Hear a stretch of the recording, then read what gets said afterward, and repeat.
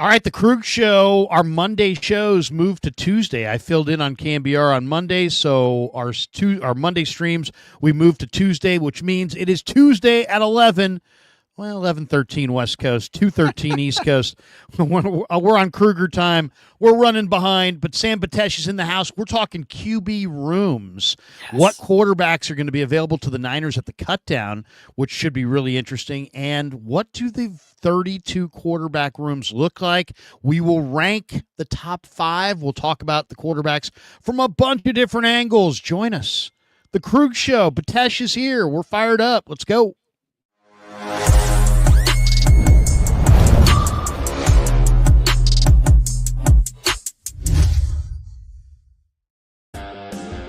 All right, we're fired up. We're rolling on a Tuesday, 11:13 West Coast, 11:14 West Coast, 2:14 East Coast. Welcome to the Pig and a Pickle Krug Show, and Sam Betesh is here. If you're watching us live on YouTube, thank you, and do us a favor, smash the like button, hit subscribe, make sure you click the notification bell. Make sure it's turned on so you never have to miss a show. And remember, once the live stream wraps up, you can catch the full replay anywhere you get your podcast. Spotify, Apple Podcasts, or whatever your favorite platform is. Just search The Krug Show, and you'll find us. We've got a lot to get into today. So before we jump in, Sammy, of course, has his own channel. And it's linked here as well. And he's a great follow. He does a channel with Andrew Siciliano. Sammy, tell people about your channel and drive them to sign up. And if everybody could hit like and subscribe on both channels, that would be awesome. We'd appreciate it. Yes, thank you so much, Larry. Love doing this with you and getting our NFL content together at Thinking Out Loud, Siciliano and Sam. That's where I host and co-host with Andrew Siciliano. We do the podcast that you can catch on Spotify, Apple Podcasts, Thinking Out Loud, and the YouTube page at Thinking Out Loud, Siciliano and Sam. You can catch all of our content there. And, of course, when I'm hanging out with Krug as well. So thanks. We love being on both channels. And, yes, please subscribe and like what we're putting together today. And I'm excited. Larry, you took me down a rabbit hole here, and we've got a good one today, man.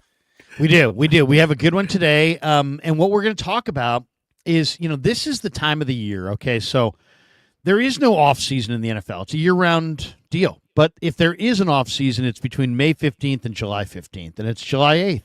So we have 1 week, basically, before the rookies report. We have 1 week. This is the calm before the storm. And then when I say the storm, we're all going to be inundated, myself particularly inundated, with every Niner bit of news, practice, video, you name it. We'll be there full bore as soon as camp is underway.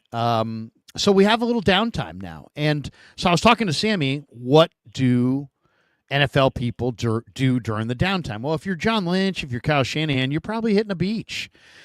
Take the family on a vacation. San Diego, Mexico, wherever you're going. Probably going to stay somewhat, close by, but you're still going to, it's vacation time. For a lot of the coaches, this is their family time. For some of the players who are stars, this is just, a little bit more family time, start to get that training dialed up. And then for the rank and file NFL player who's not guaranteed anything, it is go time. It is beyond the 4th of July, and you got, a couple of weeks to get in optimal condition so that you hit the ground running, ready to compete for that job that you seek come August. Because that's really what it is. Very few guarantees in the NFL. There's a lot of competition. So, and then there's the scouts, and that's me, right? I'm a former scout. And so what I like to do during the downtime is prepare to answer the questions that invariably are coming to scouts in August, which is, hey, we just lost a receiver. Who's the best receiver available? Who's going to be the best receiver cut when they pare the roster down to 53? We just lost a quarterback. We need a quarterback. Give us the landscape of the league at the, in pro personnel. This is what the Niner pro personnel people, this is what the Jaguar, Colts, and Jets, Eagles, Packers, this is what their pro personnel guys are doing between minicamp and training camp. And remember, Larry, I want to remind everyone out there. So you have done this before. You've been in this room, and so someone closes the door really quietly and looks around the room at the honest faces and says, all right, we have an issue here and we got to go get somebody. And remember, on your fantasy football team, when an injury happens and you go to the waiver wire and you're pissed because the names aren't amazing, imagine that. Those are pro players on rosters currently making plays, scoring touchdowns. Larry's talking about, before the season starts, grabbing the guys that nobody knows about, that other teams aren't interested in, not other fantasy managers, real, true NFL full rosters available. So this is in the weeds, finding out who's gonna be available before it even happens. So forget about, this is not asking, okay, we want to replace Mahomes with a starter, right? This is not replacing Mahomes with Kirk Cousins, essentially, or Rodgers, or whatever you might want to do on a fantasy football roster, right? This is the reality of getting somebody who actually would be available to play. So this is really in the trenches, and I love you that you went there and that you've done this before, Larry. You've had to do this. You had the pressure of having to come up with this list, and here we are doing it. I think it's great. And it's, everybody, this, I'm not going to pretend this is this is everybody's list. This is just my list, right? I mean, everybody's got their own list of guys that they like, and not every scheme is looking for the same players. Some guys are looking, teams are looking for a pocket passer. Other guys are looking for a mobility element. Sometimes people are looking for a rookie that they can develop. Sometimes they're looking for somebody who's not a rookie, who's already developed and who, is a veteran and is ready to step in. To me, I always look at the quarterback room three ways. One, the very first question is, who's your starter and how good is he, right? Because that matters. Who's your starting quarterback? Do you have a great starting quarterback, and how good is he, and where is he in his career? Is he new? Is he young? Is he old? Is he on the end of his career? Where is he exactly in his career? But you got to have that number one. You got to have that starter, okay? Then you got to have a backup who can come in and play if that starter gets hurt in the middle of a game. Okay, so you got to have that piece. Some teams have a good starter, but they don't have a good backup. And then ultimately, if you're going to have a complete quarterback room, I think you need a good starter, a good backup, and a quarterback that could be a future starter, all on your depth chart. Out of your four guys, most teams are going to keep four. Some will keep three. Do you have a starter, a viable backup who can operate in a moment's notice, and do you have a long-range solution that's neither of those two guys at quarterback? So to me, if you have all three of those things, then you have a really great quarterback room. So let's go through the different quarterback rooms, and we'll first just kind of peruse the league, and then we will go back and we'll talk about the battles this summer. Which teams are kind of naked behind their starter? Because not everybody, if give you an example, if the Kansas City Chiefs lost Patrick Mahomes, he's the best quarterback going. Well, Andy Reid brought in Gardner Minshew this year. He also brought in Bailey Zappi, and they also have another young prospect named Chris Olave, who's got a lot of athletic ability.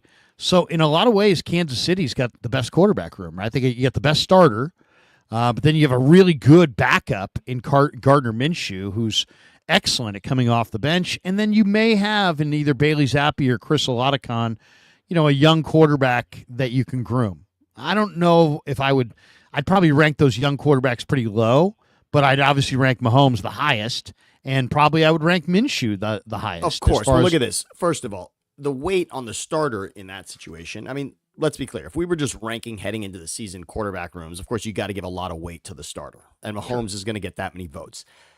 What you're bringing up here that most people don't realize is that Andy Reid understands what you just went through in regards to what you may need in case of break glass, in case of emergency, right? The emergency being that all of a sudden Mahomes is not available, whether it's for one game, whether it's for 10 games. You mentioned two guys, Minshew and Zappi, have started games in this league. They have been tabbed at a moment's notice, you are our starter. Not you are starting this game. You are our starter, the franchise starter. Both guys have been given that opportunity. It happened in New England for Zappe, and with Minshew, we know that at one point Jacksonville thought he was the answer, and of course, Las Vegas, Oakland took that chance with him as well. We saw it with the Raiders also, and we know he can play. He can be at that level. Indy as well.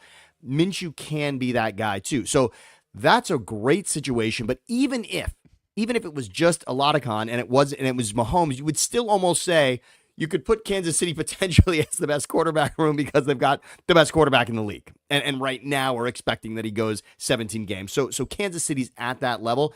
The idea is this season, they're also more stacked than in recent memory in the backup spot.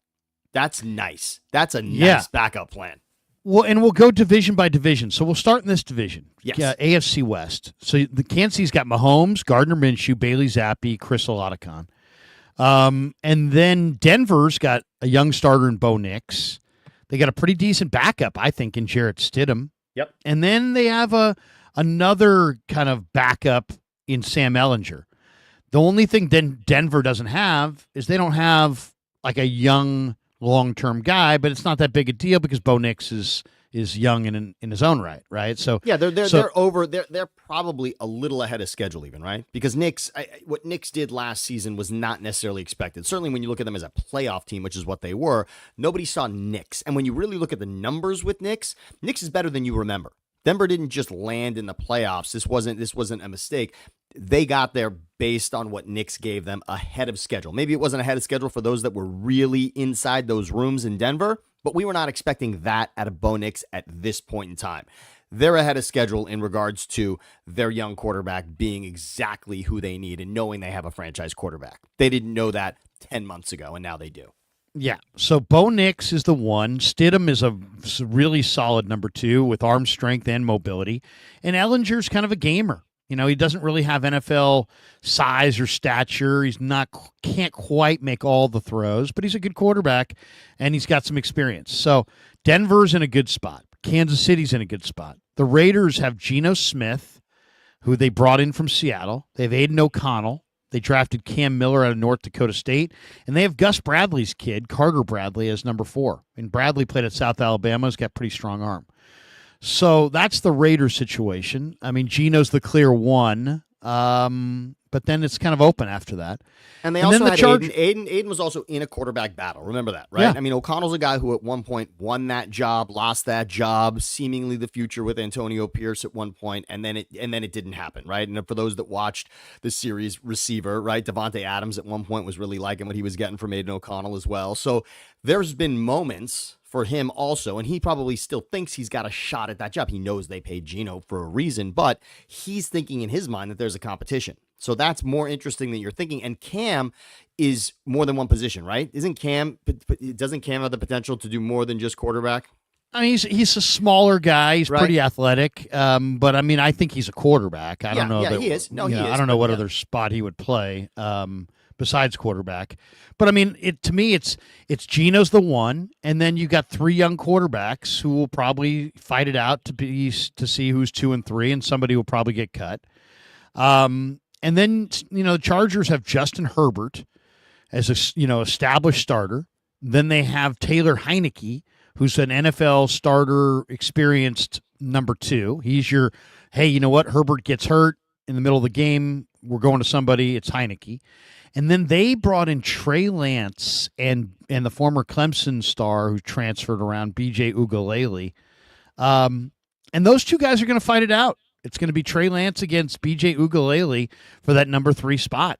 And, hopefully Trey Lance can get it. But if I said rank the AFC West quarterbacks or teams by quarterback room, I would probably go Kansas City 1, and I would probably go with Chargers 2, because the Chargers do have, I think a solid starter, a solid backup, and 2 guys competing to be, long range backups or prospects, and two very talented, big-bodied guys. You also can't help yourself that somewhere back in your 49ers brain, you're thinking, Trey Lance, like there's something about Trey Lance. Like everyone wants to think, because Trey Lance, the best spot we know for Trey Lance is to come in with no expectations at this point. We know what happens when he's in a perfect spot. Yeah, exactly. He's in a perfect spot. They're going to run the ball a ton.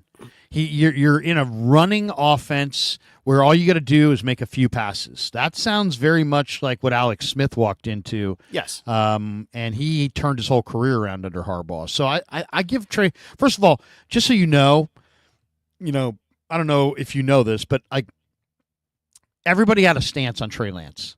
Yes. My stance has never wavered. I always thought he was a good prospect, and I just don't think he has, I think he's really, really raw and needs time. But I still like him as a prospect. And I'm in the camp that says that Trey Lance is going to figure it out eventually. And I'm not in the group saying, he's a bust, he's never going to be good. I'm in that group that says he was a bust in San Francisco, he was a bust in Dallas, but I still have hope for Trey Lance. I really do. I know people might think that I'm saying that for effect. I'm not. I really do believe that if you're smart enough, and he is, if you're athletic enough, and he is, if football's important enough to you, and it is for him, then eventually you'll figure it out. And so I'm still in that camp, and I'm going to hold to that. That's my professional evaluation of Trey Lance, is that he wasn't good enough, he's not consistent enough, the skill set was way overhyped, he's not as athletic as that, he's not as arm strength is not as he doesn't have all that arm strength, he doesn't have all that foot speed, you know what I mean? He's not this like once in a lifetime physical Anthony Richardson type athlete. He's not. And if you thought he was, I don't know what you're looking at, but I do think that he's in the right spot with the Chargers, and I think he's going to rekindle his career. I think one of the stories of August is going to be Trey Lance puts himself back on the NFL map. I love that. That is bold, but Trey Lance he's shown that flash. I think he can show that flash when it's not all given to him. That's the best spot for him, as you said. So clearly it's Herbert's franchise, and now maybe Lance can give them something somewhere. And do you drop packages for Trey Lance? Is that the other area? I mean, do you want to see Lance in there? No. I mean, okay. No, I don't, because I don't think he has the kind of, he's not Anthony Richardson. He's not a runner. He's a guy that needs to make it from the pocket. So if he's a runner, he's like a fullback. I mean, he's not a receiver. He's not a running back. He's not fast like that. But I do think he's got enough positive traits and enough athleticism and enough desire and intelligence and motivation and the whole thing. I just don't believe he's going to be washed out. And you don't like the Taysom Hill idea. You don't like the Taysom Hill idea either, right? Where no, he's not got, for him. He's in there and he's got different packages that he's running. I like that idea. Situation. Yeah, but I don't like that idea for him. No, you're right. Well, that does pigeonhole him. We all know Taysom Hill. No one's given the franchise to Taysom Hill, and Trey's probably still thinking he can be that for somebody. So great. I love it. I love where you stood on that. So that's the AFC West. Now let's jump to the NFC West. And we're going to finish up this video, by the way. I'm going to give you 12 quarterbacks that I think are going to be really, really interesting to watch as the summer progresses and could be 49ers at the cutdown if things break the right way, and I'll explain in a bit. But let's take a look at the NFC West quarterbacks. Yeah. Arizona's got Kyler Murray as their one. Jacoby Brissett is backing him up. Clayton Tune was drafted out of Houston, and he's been there for a couple years, and he's kind of an intriguing, athletic young quarterback.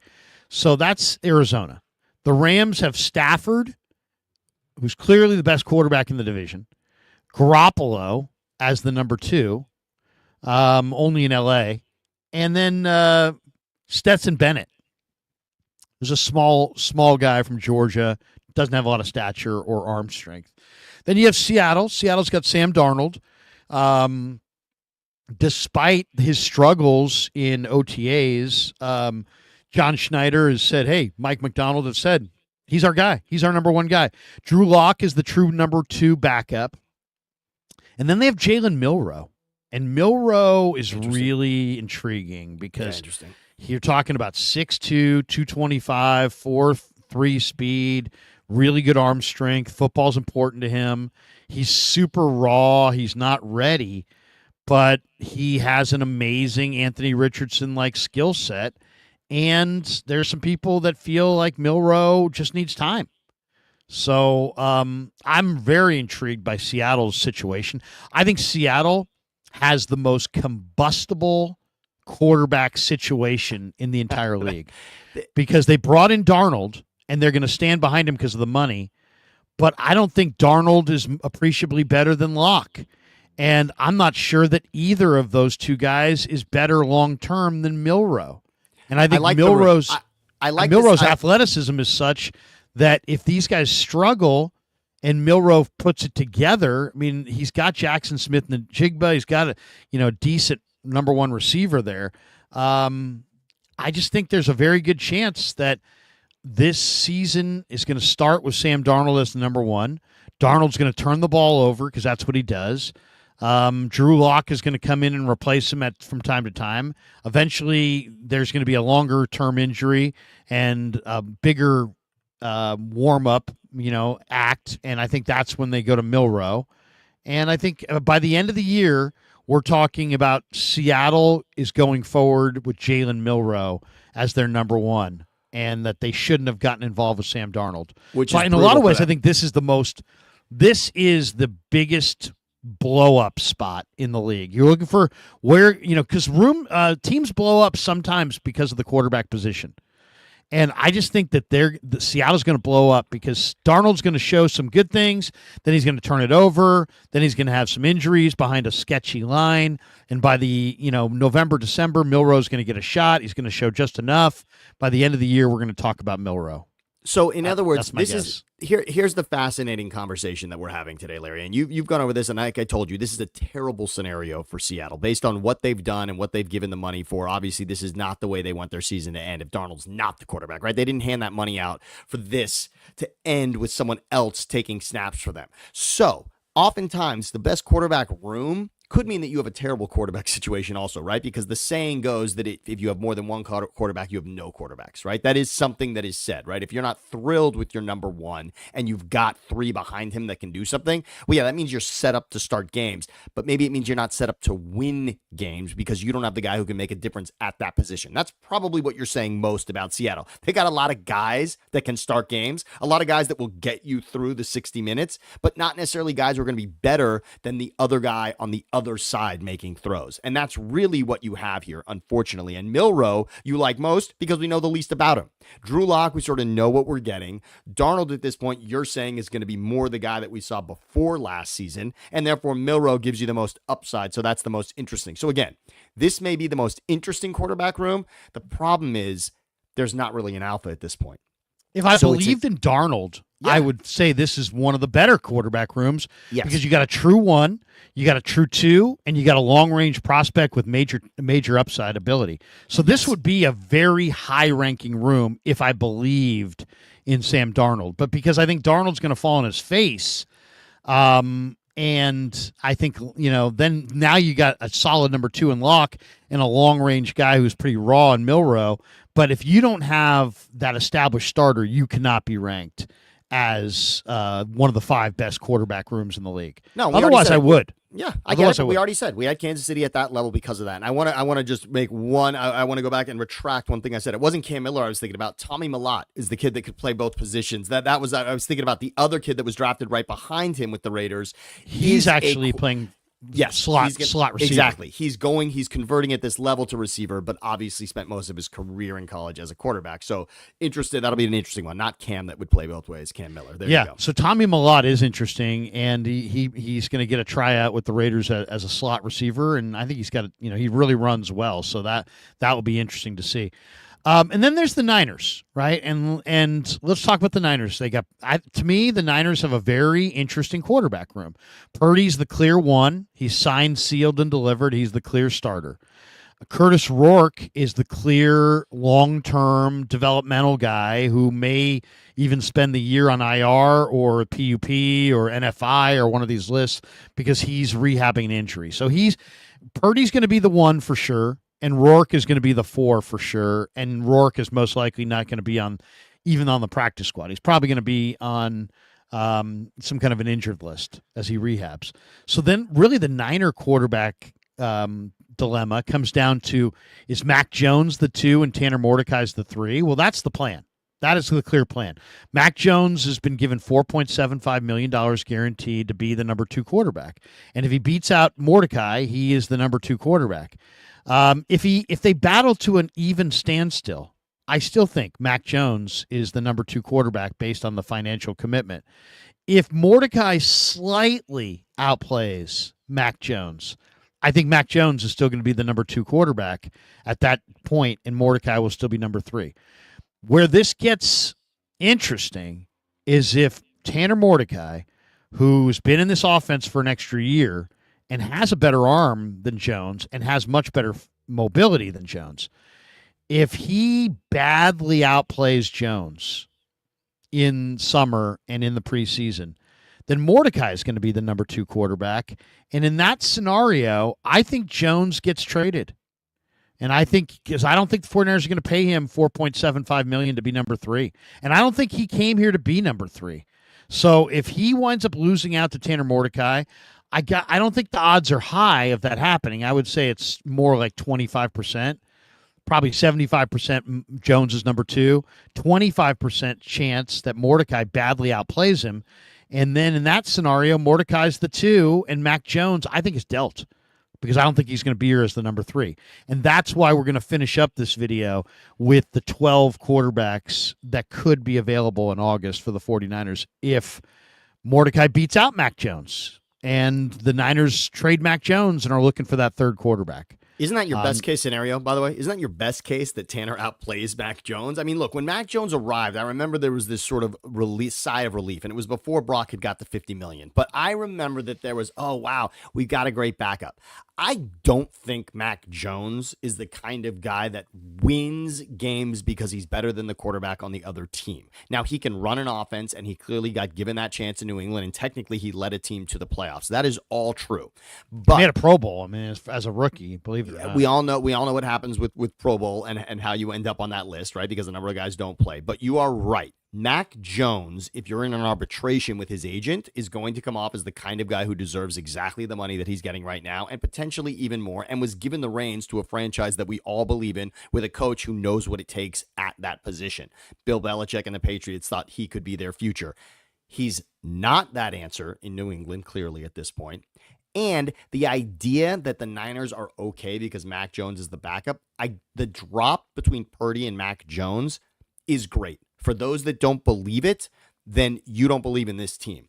You do not want Mac Jones running this team. Obviously, it's only going to happen because Brock Purdy is unable to play because he's injured. There's obviously no battle here between Mac Jones and Brock Purdy. But to me, what you just set up, which I hadn't heard before you said it, Larry, great scenario, is that Mordecai outplays Mac Jones, and now other teams will believe in what I just said. Mac Jones is, quote, a Pro Bowler, quote, set a team up for the playoffs, was given the reins in New England, etc. There's sort of a name cachet to the idea that Mac Jones feels like a safe option. Jacksonville decided last season that it was going nowhere whatsoever. If they were in a playoff push, Trevor Lawrence could have gotten back on that field at the end of the season. And instead, they basically decided for 2 games, we'll punt and let Mac Jones take it. And that was cute. That was interesting. He had a nice shootout in the game with the Jets, with Aaron Rodgers and Devontae going nuts in that game where Mac Jones had put them in position to win. But Mac Jones cannot, again, I don't think there's really very few situations where you're going to think, all right, Mac Jones puts us in a great spot. I think the upside on some guys that we haven't heard of a lot of times is better. This is the one position where so many times arguments are leveled in sports, Larry, when we bring up a guy's name that you've heard of, and therefore everyone is nodding their head like, oh yeah, we know what that guy can do. Quarterback's interesting because, as you know as a scout, so often we get it wrong. So often the mock draft is wrong. So often the people actually in the front office are just wrong with where they think certain guys are going to go and end up. And this is the one position that for some reason, people just can't seem to get exactly right. The conversation was Darnold or Josh Rosen. I mean, think about that. I mean, these are the conversations that happen in these drafts. And look who's drafted. Josh Allen and Lamar Jackson are in that same draft, right? And we're sitting here dissecting Sam Darnold and Josh Rosen while Lamar Jackson and Josh Allen are getting drafted after them. So that's, or in between actually with the way Allen went. But that wasn't the conversation. It wasn't about Josh Allen and Lamar Jackson. If you go back in time, that's what you want it to be. So Mac Jones may feel good, but it's the guys you haven't heard of, which a lot of times are the better upside, the better option. Your team will be more excited. And guess who knows that better than anybody else? Mr. Irrelevant. The Niners drafted Brock Purdy not thinking he was going to be their future $50 million quarterback. Am I right, Larry? Totally. This is what happens. They liked him. Happens. Yeah, they liked him, but he surprised them with his arm strength, his athleticism, and just how substantial he was. And I'm suggesting that Mac Jones may get dealt. He'll get dealt if Mordecai beats him out. But Mordecai may beat him out. It may happen. And you sit there and say, well, wait a second. If he gets beat up by Tanner Mordecai, there will be no trade market for him. That means he sucks. No, not necessarily. No. I think Tanner Mordecai's been in this offense longer. He may just outplay him. Jones could play well, but Mordecai could be better. And if that's the scenario, Mac Jones is a better backup than what Baker Mayfield has in Tampa. You're he has right. Kyle Trask and Michael Pratt and Connor Bazelak. Mac Jones is better than those guys. And Mac a lot of Jones is better than Hendon Hooker and Kyle Allen backing up Jared Goff in Detroit. I mean, if Jared Goff goes down with an injury, they could very well want Mac Jones. Lamar Jackson's backup is Cooper Rush. Josh Allen's backup is Mitchell Trubisky. Which again, and Trubisky has that same kind of Mac Jones cachet. Oh, I remember when he had the Bears in position to win a playoff game, if not for a double doink field goal, right? I mean, Mitch Trubisky won that division. A division with the Packers and the Lions. I mean, think about that, right? I mean, it's not that long. You don't have to go that far back in history to think and to convince yourself that you've seen Mitch Trubisky win games at a significant level. But the idea, as I just mentioned, is, yeah, that sort of happened, but obviously the Bears are no longer thinking Mitch Trubisky is their answer. The other thing I want to say in regards to Mordecai is sometimes the front office knows, and sometimes on the field, the players know. If you're there in camp, you know that a guy has got it, and you're not letting the rest of the league know that. Howie Roseman gets a lot of credit. You know how he built that 2017 Super Bowl championship? They traded Sam Bradford away because they knew that Wentz was ready to start. The rest of the league didn't know that in that moment he was absolutely ready to be the guy. It's identifying those things early on and making moves because you know that a guy can go immediately and you trade the other pieces. That's what it takes. And if they understand that Mordecai can be that guy, what you set up is brilliant. Yeah, and Lee Ving's like, trade for what if he can't beat out Mordecai? It's not really trading. It's not what you're getting. It's just, I'm saying, if Mordecai beats him out, and it's decisive, Mac's not going to be here as the number 3. 831 Alex says Mac Jones will win QB2. Kyle likes him. End of story. Kyle likes all these guys. That's why they're there. Kyle handpicked this entire room of guys. So he likes all these guys. He likes Tanner Mordecai too. And he's going to like whoever plays the best. That's kind of it. All right, so that's the NFC and AFC West. Now let's go into the AFC and NFC East. We'll start there, okay? Miami's got Tua Tagovailoa, Zach Wilson, Quinn Ewers, who left Texas, took a pay cut to jump to the NFL, and then somebody named Brett Gabbert, who I'm not familiar with. So Tua's the 1, Wilson's the 2, Ewers is the hope of being the long-term answer. Skylar Thompson's no longer there. So that's Miami. Then you got Buffalo. Well, quickly before you leave Miami, I just want to say one thing. All of the talk was about where Shedeur Sanders slipped in the draft, right, Larry? That was it. That was the only conversation. When it came to slipping, really, what story would be bigger than that? I mean, we've never been more wrong about where somebody might go and where he ends up. It's the most, if we were talking underrated and overrated, I like to argue that the most underrated quarterback in the history of this league was Shedeur Sanders, right? Or sorry, overrated. The most he was, just by the fact that you are rated somewhere, this is where we think you're going to, and where you end up. That he was truly overrated for what the league thinks about him right now. The other guy, though, and his agent came out after the draft was over, Quinn Ewers' agent was pissed. He couldn't believe that Ewers fell where he did. Ewers was supposed to be a guy coming out of Texas that was going to be a significant draft piece. This was going to be a guy. He's a 5-star recruit coming out of Southlake. This is a guy this is a great flyer. Especially if you take it back, if you take the hype away from before the draft, Ewers is a guy that's supposed to be in the conversation for top drafted quarterback from that class, and it did not happen. So that's Very interesting. The Miami thing gets really interesting because we all know that it feels paper thin at QB1. We know that their situation could change immediately because all of a sudden, when your chart goes 1, 2, 3, and you take out number 1, things get really interesting. You're sliding up 2 and 3 now. Ewers, there should be some excitement there. I hope that in that camp they're seeing something out of Ewers because that could be special. Because what they had out of Tua. I liked him too at Texas, but I thought he looked horrible at Indy. I mean, I thought Quinn Ewers looked terrible at the combine. I don't know what happened. He just doesn't look that substantial as a thrower. He just didn't look like he had arm strength. I didn't know. I was shocked. And what was the conversation in Texas? I mean, Arch Manning is there. That's not a light quarterback to be behind you either at Texas. And there was a lot of talk about getting Arch in there.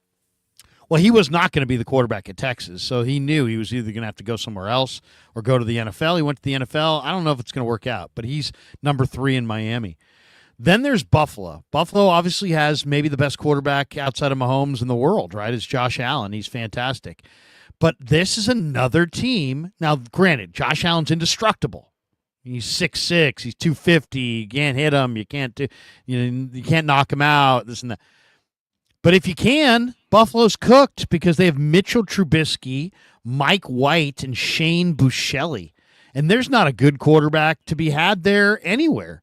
Trubisky was not a good quarterback. Hasn't been a good quarterback. He can run a little bit. I don't think he's that smart. I don't think he's that accurate. I don't think he's that good. Mike White, Shane Buechele, less. If Josh Allen gets knocked out, the Bills are done. Remember when Mike White was saying, wasn't Mike White the one that was given the contract in Chicago to become I think he was the backup in Tampa. He was given a big contract in Chicago at one point. And then I can't remember that another quarterback came in to take the job from him almost immediately. So Mike White was handed money once and never again. And Trubisky, as I said, there's this sigh of relief in your room that you've got a guy because everyone nods and understands and remembers the name. But you're right. Look, very few of these conversations. Mr. Biscuit. Exactly. That's his nickname, Mr. Biscuit. Mr. Biscuit. You wouldn't trade this guy for a biscuit. You would right now. Very few teams. I mean, let's be clear about this conversation. Very few of these are going to be that we say, oh, you lost your quarterback and now you're excited because of who's coming in next. I mean, everyone wants their QB1 to start. There's a few battles here. We know there's not a battle in Buffalo, but don't necessarily sigh on the idea that, okay, we're okay because Trubisky's there because he started games.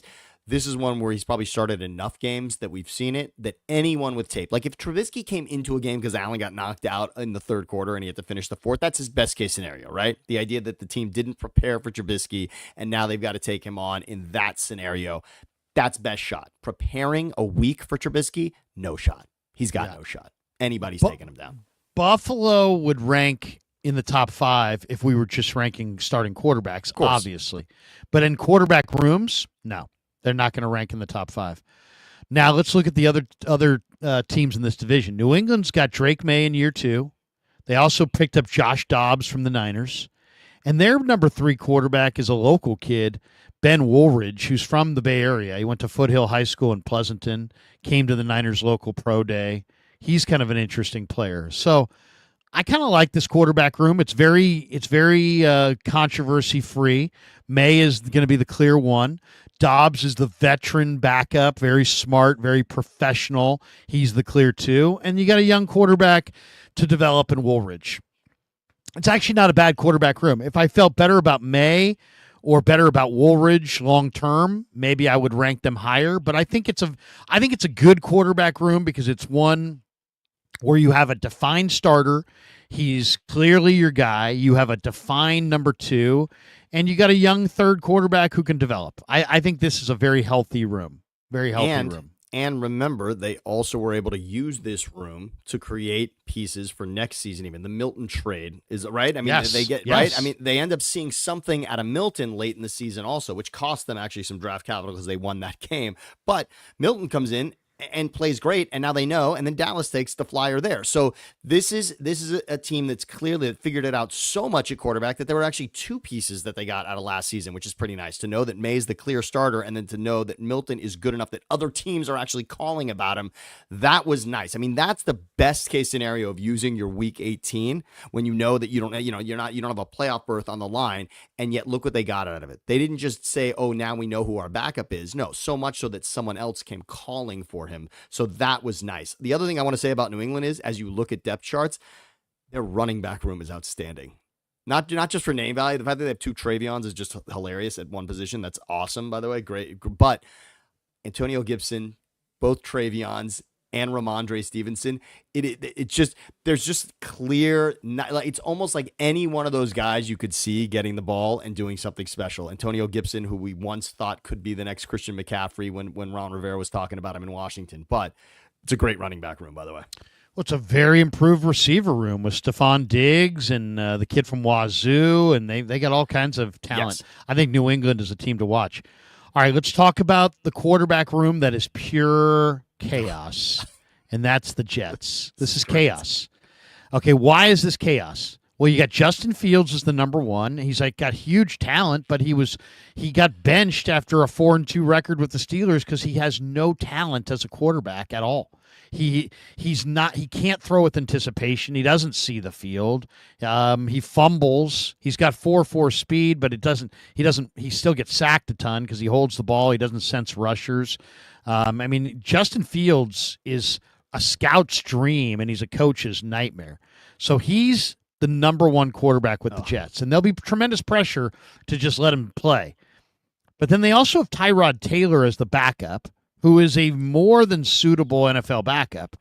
But then they also have two young quarterbacks in Adrian Martinez, who played at Nebraska, and Brady Cook, who played at Missouri, and they're really intriguing. Martinez is tough and smart and competitive and was really a good college quarterback, and he's got some athleticism. Brady Cook is downright athletic as heck. I mean, this guy's got a faster 10-yard split than Brock Purdy. This is a really fast runner. This is a guy with 4.5 speed. He's really athletic, and he's kind of a gamer. So I like Brady Cook, and I like Adrian Martinez, and I can see all the flaws of Justin Fields.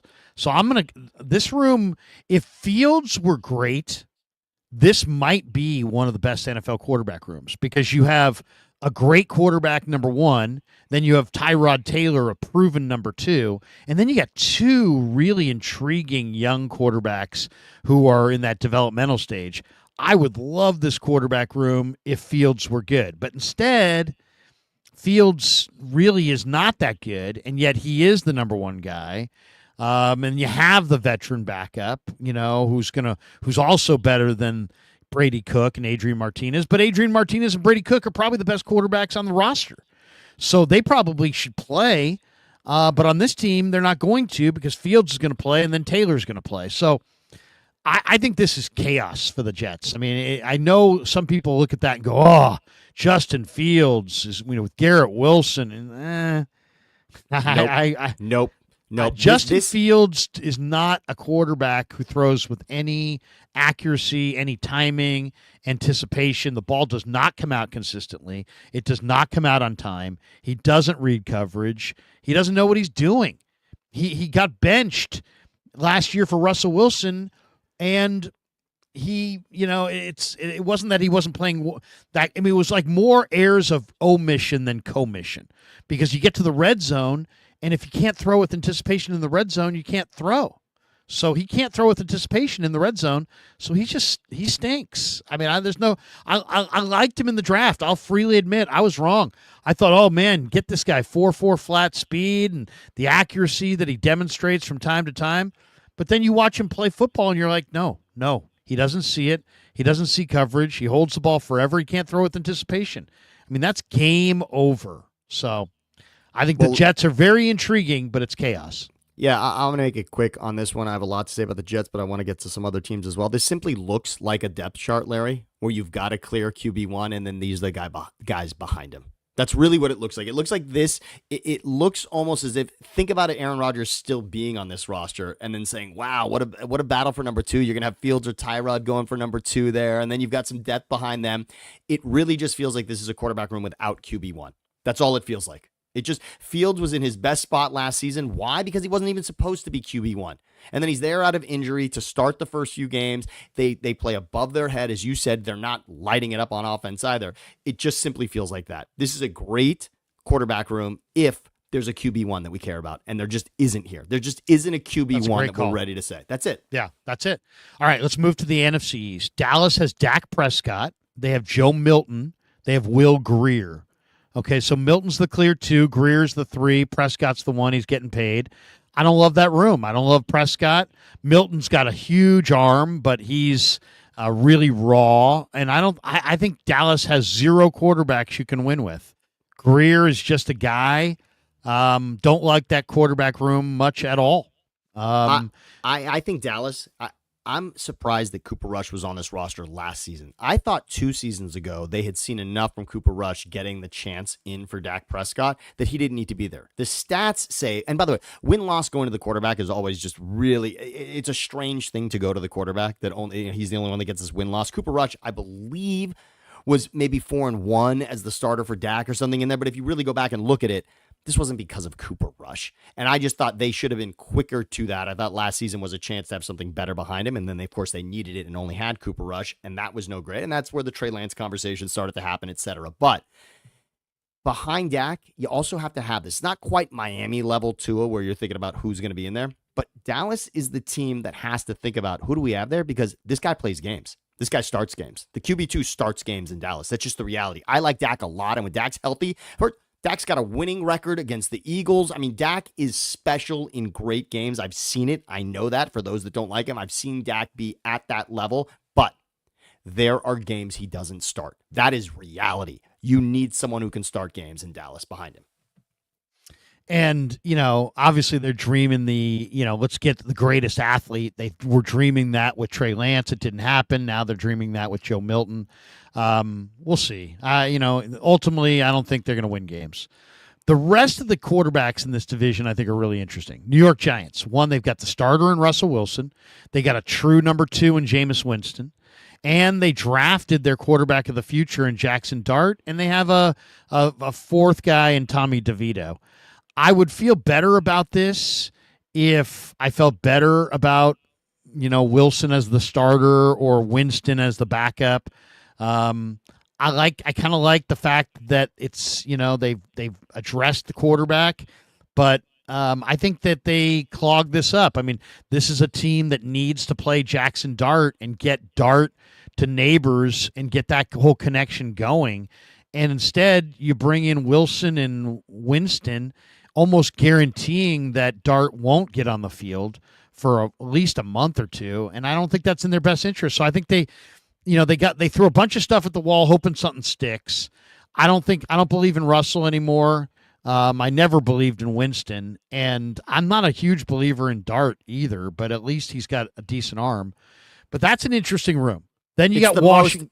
Quickly, it might be the most interesting room, and I know we want to get to all the teams here, but listen, this could be the most interesting room. If we were doing a show we talked about a lot. Right, exactly. I mean, the storylines out of Russell, Jameis, even what DeVito, I mean, think about it. Think about the headlines DeVito has had in New York also starting and winning games that no one thought he would. And I like the Jackson Dart thing for the team that didn't end up drafting him. The idea that the Giants came in ahead of McVay and Snead, the Rams wanted Jackson Dart. There's been questions about Stafford. They identified Dart. They were going to draft Dart in the first round. The reason the Rams got out of the first round was as soon as New York traded up and took Dart, Rams said, forget it. Let's trade it in for something else. And they waited for day 2 to take a guy they liked. They wanted Jackson Dart. So that means the Giants now have that on their ledger. The guy that a front office that we do believe in, Snead and McVay, they wanted that quarterback and the Giants got him. So that does look good at the moment before we see anything on the field. But I think it's going to show that the Giants were smart to draft Dart, but not smart to clog up their quarterback spot with Wilson and Winston. I think it's going to be really difficult for them to get to Dart this year. And let's just say he's ready to roll. I mean, if he shows up in camp and he looks great, what are you going to bench Russell Wilson? No. You going to trade those guys? This is what started this video, Larry. Think about this. You set it up. Where's the list of quarterbacks available for us if our quarterback goes down? New York's getting phone calls. If you're the scout there for that team asking, you're calling New York to say which one of these guys isn't winning the battle. If you're looking for a starter. Yeah, no question. If you're looking for a starter, New York's going to be one of those teams that you call because I think Dart is probably going to wind up beating out Wilson and Winston. All right, let's go to the two other teams in the division. I think they're both set up really well at quarterback. First of all, Washington. You got Jaden Daniels. He's your guy in the present. He's your guy long term. You got Marcus Mariota, who's a very athletic number 2 quarterback. You got Josh Johnson there as well as kind of an emergency third. And then they drafted Sam Hartman out of Notre Dame, who, I mean, he's a handsome man with great hair, but I don't know if he's going to be a great quarterback. But it's intriguing. I mean, and the fact that you start your room with Daniels and Mariota, they're definitely one of the 5 best quarterback rooms in the sport right now, just off Daniels and Mariota. But I like Hartman too. And again, you say this, what do you want to do with that QB2? Is he the kind of guy that can take the offense and you don't have to completely remake it around him? Mariota is the kind of guy who can take it over from Daniels and run a similar offense. Although if you go back and look, one of Mariota's first snaps coming in for Daniels last year was an awful botched play that Daniels ran 100 times that Mariota couldn't pull off. But that's okay. They'll get it. The style matches up. Okay, and then we get to the Eagles. And the Eagles to me have the best quarterback room going right now. You got Jalen Hurts, he just won the Super Bowl. You got Tanner McKee, who is a legitimate number 2, and I think a long-term starter solution. And then you have drafted Kyle McCord out of Syracuse, who I really liked. And then you have DTR, Dorian Thompson-Robinson, who I think is going to be one of the quarterbacks that I'll have as the dozen quarterbacks that may interest me for the 49ers at the end of at the cutdown. But I think Philly's got the best quarterback room going. Hurts, McKee, McCord. Now, there's a lot of people out there that don't watch college football and don't know anything about Tanner McKee. And they're sitting there going, what? Tanner McKee is and Kyle McCord are part of the best quarterback room in the sport. Yeah, because you got Hurts, who's a clear 1, and you got McKee, who's a 25-year-old 6'6" quarterback with smarts and accuracy and arm strength and everything. I mean, he's really good. And then McCord, I think, is a very good prospect. And I kind of like DTR. I think DTR gets cut here, but I think Philly's got the best quarterback room in football. And I'll only sprinkle this in regards to McKee. Much like we were giving credit to New England for discovering what they had in Milton, Philly did the same thing with a week that didn't matter. They didn't need anything in the final week of the season. McKee starts that game, wins that game. They like what they have in McKee. They saw a little bit against in a Cowboys game that didn't mean as much. Also at the end of the season, they proved to the rest of the league, and maybe someone could steal McKee, to your point, just like Dallas did with Milton, to say, hey, maybe you don't need that guy as much as we do. Could also happen with McKee. Let's jump quickly to NFC North or AFC North. Pittsburgh's got Aaron Rodgers, Mason Rudolph, Will Howard, Skylar Thompson. At different points in history, you could look at this and be like, hey, that could be one of the best quarterback rooms. But this is a disaster. This is a disaster. You just made, you moved heaven and earth. You got rid of Wilson. You got rid of Fields. You cleared all this for Rodgers. In reality, what are the Steelers going to do this year? If you looked at this team and said, okay, what would you bet that the Steelers accomplish this year? And I would say the Steelers are probably an 8-win type team, maybe a 9-win type team. Last year they won 10 games with Fields and Russell. So they won 10 games last year. You're telling me you went through all this stuff and, you signed this quarterback who held out and didn't show up in your offseason, and you're going to win more games? What, are you going to win 11 games? I don't buy it. They're going to win fewer games. Rodgers is going to get hurt. Their number 2 is Mason Rudolph. Their number 3 is Will Howard from Ohio State, K-State. And their 4th is Skylar Thompson. Howard and Thompson were teammates together at K-State once upon a time. I mean, you got a true number 2 in Rudolph, but I don't think he's very good. You got Rodgers, who's fading, and you got 2 young quarterbacks, but I don't think either of them. I'm not a Will Howard fan. I'm not a big Skylar Thompson fan, even though he can run a little bit. I think the Steelers are desperate. I think they're grasping at straws. I think it sets up for Mike Tomlin, who seemingly has the most job security of anybody, but I don't know, because they just gave Omar Khan a 3-year deal. And Mike Tomlin hasn't won a playoff game since 2016. It's 2025. I realize he's won a Super Bowl and he's never had a losing season and so on and so forth, but I think this is the year. I think Tomlin and Rodgers, I think it's oil and water. It doesn't mix. Getting rid of Najee won't help. The Steelers' schedule in the second half is daunting. I say this is one of the rooms. Same way the Jets blew up, that room's going to blow up. I think the Steelers are going to blow up. I think it's a bad year for the Steelers. Stay away from the Steelers. I like Baltimore and Cincinnati in that division. I like the Steelers to win fewer games, and to me, that's a disaster. And, to win fewer games and do all they've done. They're going to get to the end of this year. They're not going to have on their roster their long-term quarterback or a current good starter, or be a playoff team. They're not going to. At the end of the year, they will have no playoff wins, no quarterback on their roster. That's the future, and I think Tomlin's eventually going to get the axe. The only thing I'll say, because I was excited when we did the Ramsey conversation with the trade, I will only say Pittsburgh lost their final 5 games last season. Wow. There was something that had to be done, right? They lost their final 4 regular season games and then got smoked in the wild card by Baltimore. Something had to be done. But as I look at this at the most important position, I got to nod my head with you, Larry. It's murky at best. And if Rodgers has a gasp, the way Favre did with Minnesota, of course, this could be special. Big if at this point, considering what we've seen. Yeah.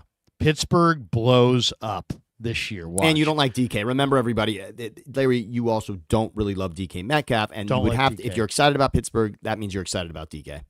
Well, and then are they going to trade TJ Watt? Sounds like they're going to trade TJ Watt. I mean, this Pittsburgh's not going in the right direction. Pittsburgh looks like they're about to crash. Baltimore Ravens are a Lamar Jackson injury away from being a non-playoff team. Their quarterback room is Lamar, Cooper Rush, and Dustin Leary. Or Devin Leary. Devin Leary. Devin Leary's got a big arm strength. Cooper Rush is a quintessential backup. But Lamar is Lamar, and he runs a lot, and he takes hits, and if he gets hurt, they're done, because they're not winning anything without Lamar. Lamar is what makes their run game dynamic. He's the reason that Derrick Henry's having this late career renaissance. Their offensive line's good, but not spectacular. To me, if Lamar is out of there and you just have a regular pocket passer, now your run game doesn't work, the whole thing blows up.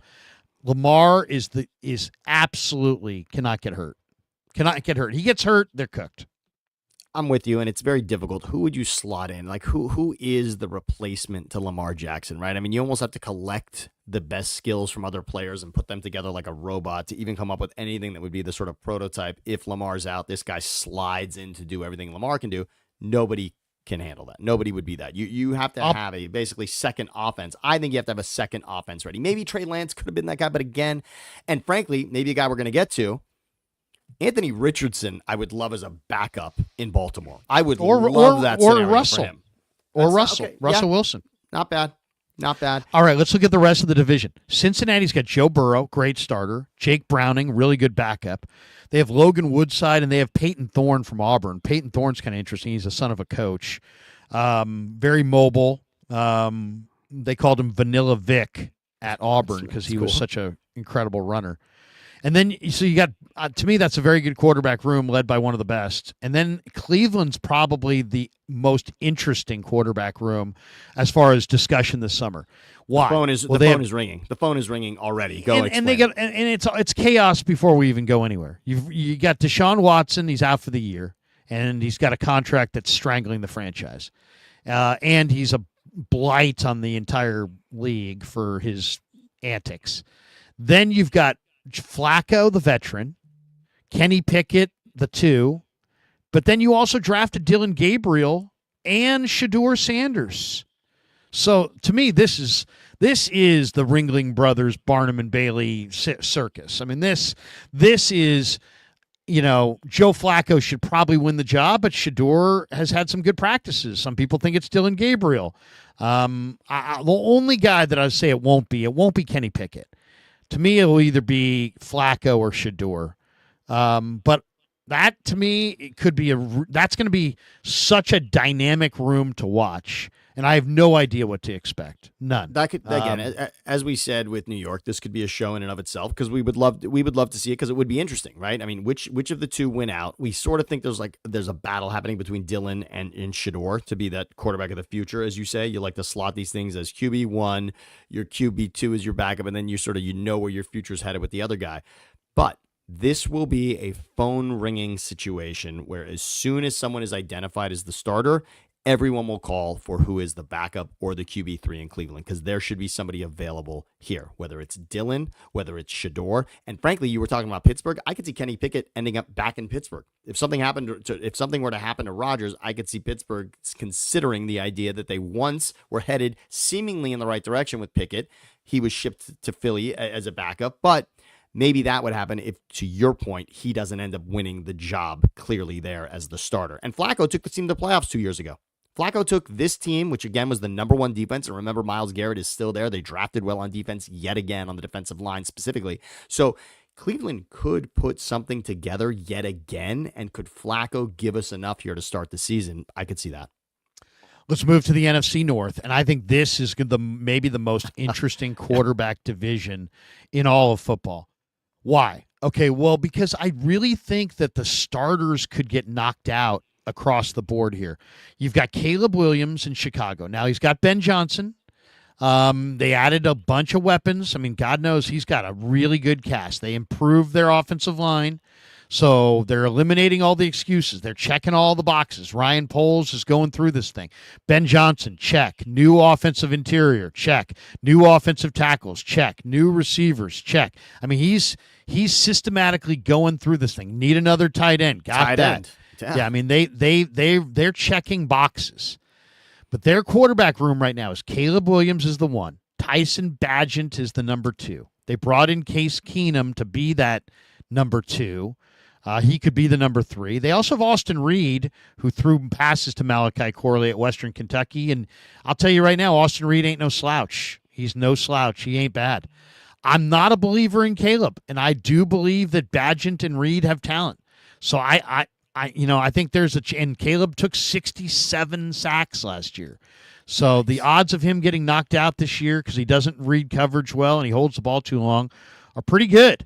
So I think that's a very, very volatile situation with high expectations, lots of talent, and we'll see if Caleb can meet those expectations. My guess is he can't, and that this thing blows up. And that it's Bagent and Reed and Keenum and others. So that's Chicago. I want the most significant thing that is said today on this feed to be that Larry just doesn't believe in Caleb Williams, and I think that should stand. You've seen quarterbacks for a long time. You have judged and rated quarterbacks for specific things they do on the field, not just for the idea that the fans don't like them. You didn't like Caleb at SC. You probably didn't like Caleb at Oklahoma. I mean, right? I mean, you have not liked Caleb Williams. I'm not a Caleb fan. I'm not a fan of. He's made some spectacular plays, but it's really hard to evaluate SC quarterbacks. I mean, Sam Darnold made a lot of great plays. Matt Barkley made a lot of great plays. Rob Johnson I've been watching SC quarterbacks for 25 years look great and then come to the pros and do nothing. And Caleb holds the ball too long. Period. End of discussion. I mean, that's really it. The ball's got to come out. I think Ben Johnson's going to pull his hair out if he had any, trying to get Caleb Williams up to speed. So that's Chicago. Then you got Detroit. Detroit, as we mentioned, has got Jared Goff, Hendon Hooker, and Kyle Allen are the backups. You have no Frank Ragnow in front of Jared Goff. He's not mobile, and his backup is Hendon Hooker. So I think Jared Goff injury absolutely blows up their season. Then you got Green Bay. You got Jordan Love, Malik Willis, Sean Clifford. They also added, I think, one of the most interesting quarterbacks to keep your eyes on this summer, Taylor Elgersma. And you say, what? 6'6" guy who played in Canada in 12-man football for Laurier. But he's big, and he's got a howitzer, and he can run, and he looked good in the Senior Bowl. He's not going to play. He's a true developmental player on a team that will not play him. I'd be very, very surprised if he plays at all. But, Jordan Love is, it's a big year for him to prove what he's got. And they've got Malik Willis behind him. When Malik Willis played last year, Green Bay ran the ball like 53 times in a game. But let's so give they Green obviously Bay credit. don't believe much in him. I want to give Green Bay the credit for one thing that many teams on this list we cannot say. This is a playoff team where their quarterback missed games last season and they had to rely on their backup to win significant games. Green Bay actually was able to win games with Malik Willis to keep it afloat with their $50 million starter injured. So this is a team that believed heavily, invested in their quarterback position, and yet still was able to stay afloat and win with their backup. So I want to give credit to Love and Willis. The combination of two quarterbacks had this team in the playoffs in a division that we all know was stacked with what Minnesota and Detroit did last season. This quietly could be the best quarterback room in the league. If Jordan Love continues to progress and is really a great young quarterback, if Willis, who's got good arm strength, if he learns their system and he can win games again, if they can win games with Willis at quarterback, you got Clifford, who was solid at Penn State, who's just he's more of a third string guy, but he's probably going to lose his job to Taylor Elgersma, but Elgersma is a major talent. So, in a way, if Jordan Love's at the top of his game, if Malik Willis is on top of his game, and if Taylor Elgersma's the prospect that some people think he is, this room potentially could be the best quarterback room in the entire league. Then you have Minnesota. Okay, Minnesota's got J.J. McCarthy. You have Sam Howell, Brett Rippon, and Max Brosmer from the University of Minnesota, who's going to be very popular in-state. Get him in there, Brosmer, because he's they all saw him in college. Very volatile situation, though. McCarthy is the guy, but Darnold was the guy last year. Howell has got a really good arm and great foot speed, very athletic, and Brosmer is as well. I think there's a little too much rawness to McCarthy, and these prospects are a little too closely grouped for this to be smooth. You know what I mean? It could be smooth, and McCarthy could be great, and Howell could just be the number two, and Brosmer's their distant future guy. But I think McCarthy's going to have bumps in the road. I think there's going to be times where he's going to get knocked out. Howell's going to play. And I just think these quarterbacks are too close to each other in talent. I'm not a big J.J. McCarthy fan. This is another scenario similar to the Jets where you say if you weren't identifying anyone as QB1, you'd be interested. This is just fascinating. Good competition, yeah. McCarthy versus Howell in a real competition might be worth watching. Yes, if you really thought that McCarthy wasn't given the reins, this would be interesting. And the other thing to point out is if money's not a factor in the NFL, and we all know that it is, this is also a totally different conversation because Darnold kept you afloat when you had identified JJ in the preseason as being your starter. Then he's hurt. In the same moment you discover he's going to be your starter, he's hurt. Now Darnold has to come in. The really terrible conundrum you were in is that Darnold was going to have to get paid. So as Darnold was winning games, it was therefore making it less and less likely that he could come back the next season. And that's simply what happened. So you had to pull out the rug from underneath what would have been a nice, easy transition for McCarthy. Darnold earned too much money in what he did, and now it has to be given to JJ because money is the biggest factor. Well, you got a lot of internal pressure here, too, because Justin Jefferson and Jordan Addison are going to want a certain amount of production. And if McCarthy, for whatever reason, struggles, there could be some internal finger pointing here. Now, McCarthy's interesting. He played well, but he played in such a small sample size that I don't know if we really know what he is. And Howell has got, as I said, a good skill set himself. So I think Minnesota's got potential, but there's a lot of question marks there. All right, let's move to the AFC South, our final division. Houston's got C.J. Stroud, star, Davis Mills, backup, Graham Mertz, and Keaton Slovis. It's a pretty good room, really, because you got a great young quarterback in Stroud. You got a true number two in Mills. I'm not a Slovis fan. I like Graham Mertz a little bit, but I don't really like Mertz or Slovis much. So I like Stroud and I like Mills, but I don't know about their future. Now they don't need a big future quarterback because Stroud is their guy. We'll see. We'll see about this one. But this is an interesting room because Stroud at times looks like one of the great young quarterbacks in the sport, and Davis Mills is smart and he's athletic and he's a really good number 2. I'm going to save all of my air for this conversation for Indianapolis. All right. Okay. I want you to run through the teams, and then let's have the conversation about the Colts, because there's no doubt that isn't the most interesting. Okay. So this is a very interesting division, I think, for quarterbacks. So that's Houston. Okay. Then there's Tennessee. Tennessee's got Cam Ward. I'm a big believer in Cam Ward. But there's also some bad vibes here because there's Will Levis, who was drafted to be the starting quarterback and operated behind a horrible line. And now they upgraded their line and brought in Cam. But I'm sure Levis is sitting there going, well, if you'd upgraded your line last year, maybe I would have been better. So you got Levis going, hey, man, he may at any point demand a trade and say I want out, which could happen. They also have Brandon Allen, who left the Niners to go there. So that gives Cam Ward a really solid veteran guy you can watch film with. And Tim Boyle, who's a decent backup quarterback as well. Now, I think this room is really good because I love Cam Ward. And I think Brandon Allen's a real pro. So I think Levis and Ward are going to benefit from watching film with Brandon Allen. There's no doubt. But the competition that exists between the vibes and the bad vibes between Levis and the team over, his status as I was the starter, now I'm the backup. He's too young of a man to accept being the backup. So I think Will Levis could demand out and he could be traded. He's a guy that definitely could be traded, but I'm a real believer in Cam Ward.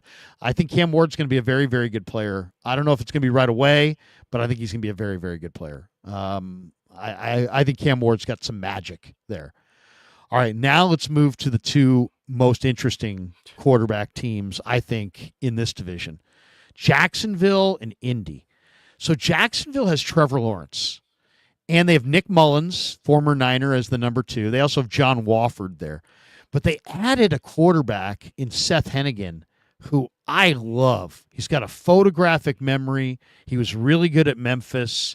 His quarterback school episode with Gruden was fantastic. He's kind of a quiet kid, but this guy's got good arm strength. He's good in the clutch. He had a game-winning come-from-behind touchdown to Jack Betch in the Senior Bowl. He throws a very catchable ball. I think Seth Hennigan, I'm going to say it right now. I think Seth Hennigan is going to compete with Trevor Lawrence. I really do. Now, Trevor Lawrence is going to be the guy, right? They invested a ton. But Seth Hennigan is a NFL quarterback. And if he's cut, he's going to be a great get for somebody because he's too smart. He knows what to do with the ball. He's too accomplished. This guy did it. I mean, this guy really did it. And I'm a big fan of Hennigan. I would definitely say he's the number 2, but he probably isn't. It's probably number 2 is between Mullins and Wofford. And Hennigan is probably number 3 if Gladstone is a good personnel guy who really can identify talent. He comes from the Rams. And he's got that reputation. Then he's gonna get Hennigan in there at some point. If he doesn't see it, then Hennigan's going to wind up on the waiver wire, and somebody else is going to really benefit. But remember that name, Seth Hennigan. So that makes Jacksonville very, very interesting. And then there's the most interesting spot, Indy. And Indy's got Daniel Jones, Shane Steichen under a lot of pressure. Daniel Jones was brought in to be the starter, but you also have Anthony Richardson, but he's hurt and doesn't sound like he's going to play anytime in the near future. They also drafted Riley Leonard, who was very popular in state. He played at Notre Dame his final year. And they also have a guy named Jason Bean. So I think this is a really interesting spot, just from the standpoint that if Mac Jones plays well in the preseason, but not well enough to beat out. No, I'm talking about Mac Jones. Oh, I see what if Mac Jones plays well for the Niners in the preseason, but not well enough to beat out Mordecai, I could see Indianapolis saying, hey, trade us Mac Jones. And I could see them cutting or trading Anthony Richardson. And I'll say this. If Tanner Mordecai beats out Mac Jones for the number 2 quarterback job and Indy calls saying, We want Mac Jones. I would trade the Mac Jones for Anthony Richardson. If I were the 49ers, I would take Anthony Richardson and make him my third string developmental guy behind Tanner Mordecai, behind Brock Purdy, and just use the same way Philly, uses, the same way some of these teams have quarterback packages or whatever, goal line packages. The Eagles have made the tush push in vogue. I'm not saying copy the tush push, but what I'm saying is we talked about it at the beginning of the show. The 49ers really struggled in the red zone. What about introducing a package of Anthony Richardson in the red zone? He's 6'3", 245. He runs 4.4. He's an unbelievable athlete. I would put him in the backfield as just a decoy that you might throw it to him and that he might run it in, or you might throw it to him on a lateral and he might throw it in. But Anthony Richardson for Mac Jones would be what I'd be interested in. If Mac Jones looks good, but Mordecai beats him out, if Daniel Jones beats out Richardson and they decide they don't want Richardson and they want to move him on, would you trade Mac Jones for Richardson? I would. What a scenario you just set up. I was not thinking about the Niners at all when you brought this up, and now it's fascinating. The idea of Anthony Richardson going somewhere, as I mentioned to you earlier, I love him backing up Lamar Jackson. I think that's where Anthony Richardson can see this is the guy I was supposed to be. Great. Right? This is the guy I was supposed to be. I am no longer leading a franchise because I couldn't become what he did. What can I wean from exactly what Lamar Jackson does? And remember, Lamar Jackson will admit that the number one thing he wants to improve on is being a leader. And we know that Anthony Richardson clearly was not that, has not been that, is not that in Indy whatsoever. Let me say this for Shane Steichen. Find somebody to figure out how to get what you need out of Anthony Richardson. Somebody get to this guy. Anthony Richardson can be a star in this league, and if you let him become a star somewhere else, you have failed. Unless Anthony Richardson is completely a bust, never to be heard from again in this league, make it happen in Indy. Yes, I root for Steichen. He came from that Eagles Super Bowl team that lost to the Chiefs 2 seasons ago, but this team is close.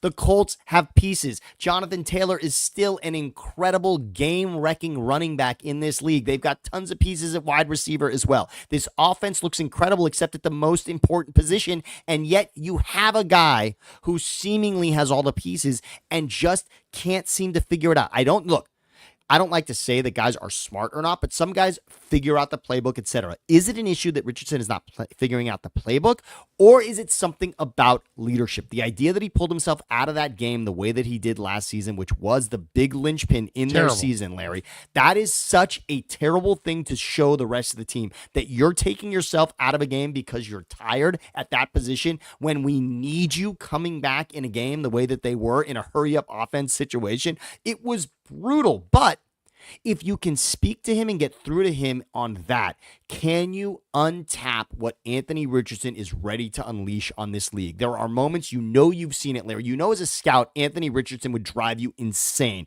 You've seen him throw the ball down the field. He has a beautiful deep ball. He's also got all the intangibles as a physical guy. He can do everything Josh Allen can do theoretically, and yet he can't get through 16 games as the starter when he's been given the franchise with, as I just said, multiple weapons around him. I just want the Colts to figure it out because this is a franchise that drafted Peyton Manning and followed that up with Andrew Luck. This is a team that gets it at quarterback, that understands what it looks like, and yet this guy just can't seem to put the pieces together. It is frustrating just watching as a football fan. I'm not a Colts fan. It is frustrating to watch this guy play because it's all right there. It's all right there. It's all right there. I mean, that throw that he had in week 1 last year where he stumbled and then he hit a guy in stride like 70 yards down the field. I mean, that was... He also overthrew his receiver by about 1.5 yards in that same game where they could have beaten Houston week 1. I mean, his best game essentially is that loss to Indy week 1 last year, and it was this close to being a win if he made 2 more plays. And by the way, he never sniffed a game like that again the rest of the season, which is brutal. Yeah, and I think they're at their end of their rope with him. I really do. I think they're going to go with Daniel Jones. And I don't think Richardson's going to play in the preseason much. I know he's had an injury. There's no indication when he's coming back. They also have Riley Leonard. I really like Riley Leonard, but I'm telling you, Mac Jones. I could see Mac Jones being traded to Indy if he gets beat out by Tanner Mordecai. And I would take Anthony Richardson. I would also take Riley Leonard. I like Riley Leonard. I like his mobility. All right, let's hit the last division. The last division we're going to touch here is in the NFC South. All right. This is interesting also, this division. So it is. We'll start with Atlanta, where Michael Penix takes over for Kirk Cousins. So that means Kirk Cousins is available. He's probably going to get traded at some point. They also have Easton Stick, who was at North Dakota State, and they have Emory Jones. I think Michael Penix is going to emerge as one of the great quarterbacks in football. I really do. I think he's going to continue to get better and better and better, and the Falcons will be elevated alongside him. And I think the Falcons are the team to watch in that division, and I think Penix is the player to watch in this league. I think if there's one player that you sit there and go, give me somebody who's going to come out of nowhere and just own the freaking league, I'd go with Michael Penix. And by the way, go back and look at the duel between Penix and Jaden Daniels. It was a Sunday Night Football. I believe it was week 17. And that was the difference between Atlanta going to the playoffs and not. They ended up losing that game to Washington in overtime, but it was a battle. Penix played outstanding in that game. And again, toe-to-toe with Jaden Daniels, who we all know is the future in Washington. You're not far off on this, Larry. I just want to say that the room is interesting right now. While Kirk Cousins is still there, I want to give them credit that Atlanta's quarterback room, if that's what we're ranking, you have to like that. You have to like that Cousins is now your backup, right? I mean, you flip how you started last season where Cousins is the starter and Penix is backing out. Now you know what you have in Penix, and you still have Cousins who threw for 500 yards against your division rival. This team swept Tampa last season. I mean, there's something here. The only addendum I would add to this, and the only reason I don't have Atlanta in my top 5, is that I don't think Cousins is going to be here. I think Cousins will get traded away from here. So it kind of creates a Michael Penix, Easton Stick, Emory Jones room, and then that's a different room. So, but I hear what you're saying, and I totally agree with you. I think Penix is fantastic. Cousins has got to be the best backup quarterback in football, and those young guys, I mean, I'm not an Easton Stick or Emory Jones fan, but they're decent. And Stick we saw a little with the Chargers as well. Stick had a chance here and there with the Chargers. I mean, Stick's an athletic guy. He's just small with a small arm. Carolina's got Bryce Young. He's their one. They got a true number 2 in Andy Dalton. And then they got a couple young guys that I don't know much about, Jack Plummer and Ethan, Ethan, what's his last name? Ethan. Garbers. Yeah, Garbers. So it's Garbers, Plummer, Andy Dalton, and Bryce Young. Not one of the better rooms, but they do have a defined starter in Bryce Young, who's young but getting better, and they got a really good backup in Dalton, they can win games with, and they can start. So it's a decent room, but I don't love. I'll give them only the same credit. Only the same credit I gave Green Bay. This is the team that won games with both 1 and 2 last season, and those are the same 2 guys coming back this season. So I like to nod that at least from a coaching standpoint, everything else you won with 2 different sort of styles and quarterbacks running things. Then New Orleans is a wide-open competition. Tyler Shuck, Spencer Rattler, Jake Hayner, Hunter Deckers. Shuck has the big stature, 6'5", 225. He throws the best ball. Rattler, though, has movement ability. Hayner's got, some gamer traits. He's won a lot of games, played a lot of football. I got to think this is Tyler Shuck's job just because he's so much the best physically. But Rattler could take it.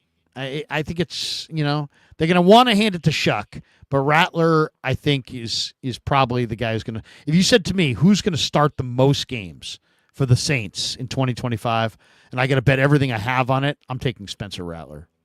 I'm with you on that. I'm with you on Rattler. See, Rattler hasn't had we don't have the collection of games with Rattler, and yet they at one point believed that he could be the future. And obviously they weren't expecting to not have Derek Carr here in this mix. And let's just give credit. The last images we have of Kellen Moore is running a Saquon Barkley historic offense in Philadelphia. If we didn't think much of Kellen Moore with the Cowboys or with the Chargers, obviously what you saw in Philadelphia with Sirianni, you have to at least give him credit for understanding what he can get out of a quarterback. This is a fun battle. I agree. if you tell me there's not a QB1 here, this is a great battle. The Shuck Rattler thing is really interesting. And Larry, I really want to hear when you give me the list of quarterbacks that are going to be available. Imagine if one of those two now, not that Shuck, they're not going to get rid of Shuck. He's their first round. He's their draft pick, their top draft pick at quarterback. But Rattler's an interesting name here. If Rattler lost that job, if Rattler's really just somebody's backup here, maybe somebody when they realize they need a starting quarterback, that could be interesting. So, and then there's Tampa, and Tampa's another team that's right there with Detroit that they can't lose their starter. Baker's the starter, but Kyle Trask, Michael Pratt from Tulane, and Connor Bazelak are the backups. I liked Pratt a little bit at Tulane, but I mean, what a major step down. If Tampa loses Mayfield, Tampa's going to be horrible. Because they're not winning games with Trask or Pratt or Bazelak. I don't buy it. No, not happening. Not happening. So there you go. There's your quarterback room. So as far as just taking, now we'll back away for just a second. Where are the quarterback competitions going to come from? Well, it's interesting.